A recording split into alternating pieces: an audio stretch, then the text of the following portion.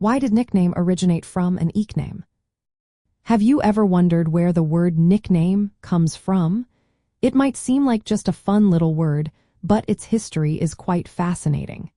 Let's explore how this everyday term actually has roots that go way back in language history.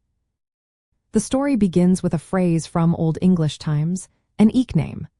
This phrase meant an additional name or an extra name. The word ek in Ekename comes from the Old English word eka, which meant increase or addition. So, an Ekename was literally a name added on to someone's real name, maybe to describe a trait or for fun.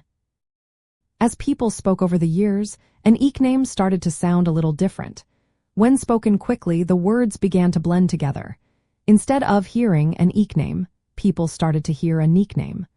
Over time, this phrase shifted again, becoming a nickname.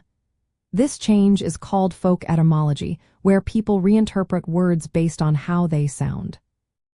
This process of changing words because of how they sound is common in language.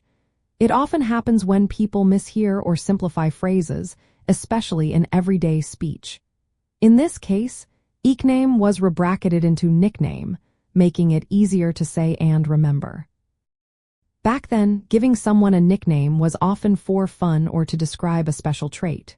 For example, a person named Robert might get called Bobby as a nickname. It made conversations more personal and friendly. Today, a nickname is still used in the same way to create a sense of closeness or familiarity. So the next time you hear the word nickname, remember it started as an Ekename, meaning an extra name.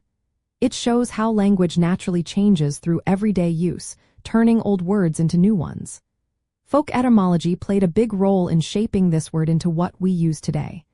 It's a perfect example of how language evolves over time, often in ways that are surprising but always interesting.